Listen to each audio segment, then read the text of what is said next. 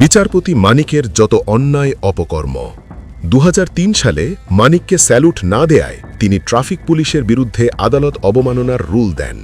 এ নিয়ে পরে পুলিশের তৎকালীন মহাপরিদর্শক শহীদুল হক বলেছিলেন, স্যালুট দেয়ার বাধ্যবাধকতা নেই। এ মন্তব্যে তাকে চাকরিচ্যুত করলে তিনি রাষ্ট্রপতির কাছে ক্ষমা প্রার্থনা করে পদ ফিরে পান। বিচারপতি মানিকের বিতর্কিত কর্মকাণ্ডের মধ্যে রয়েছে ২০১২ সালের একটি ঘটনা, যেখানে তিনি ইকোনমি ক্লাসের টিকিট কিনেও জোর করে বিজনেস ক্লাসে বসেন এবং বিমানের কর্মকর্তাদের বিরুদ্ধে আদালত অবমাননার নোটিশ জারি করেন। পরে বিমানের তৎকালীন ব্যবস্থাপনা পরিচালক সহ ৪ জন ঊর্ধ্বতন কর্মকর্তা হাইকোর্টে তার বেঞ্চে গিয়ে নিঃশর্ত ক্ষমা চান।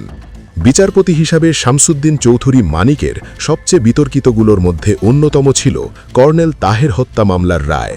এই রায়ে তিনি কর্নেল তাহেরের বিচারকে ঠান্ডা মাথার খুনি হিসাবে বর্ণনা করেন এবং জিয়াউর রহমানকে ঠান্ডা মাথার খুনি হিসাবে উল্লেখ করেন। এই মন্তব্য তাকে প্রচণ্ড সমালোচনার মুখে ফেলে। ২০১২ সালে তৎকালীন সংসদ স্পিকার আব্দুল হামিদের বিরুদ্ধে আদালতে বসে তিনি নজিরবিহীন সমালোচনা করেন, যা সংসদে ব্যাপক প্রতিক্রিয়া সৃষ্টি করে। সংসদ সদস্যরা তাকে স্যাডিস্ট হিসাবে বর্ণনা করেন এবং সুপ্রিম জুডিশিয়াল কাউন্সিল গঠন করে তাকে অপসারণের প্রস্তাব দেন। বৈষম্য বিরোধী ছাত্র আন্দোলনের সময় বেসরকারি টেলিভিশনের টক শোতে একজন নারী উপস্থাপকের সঙ্গে তার আক্রমণাত্মক আচরণ নেট দুনিয়ায় ব্যাপক সমালোচনার জন্ম দেয়। সেই আলোচনায় আন্দোলনরত শিক্ষার্থীদের উদ্দেশ্যে তিনি রাজাকারের বাচ্চা বলে মন্তব্য করেন, যা তার প্রতি মানুষের ক্ষোভ আরও বাড়িয়ে তোলে।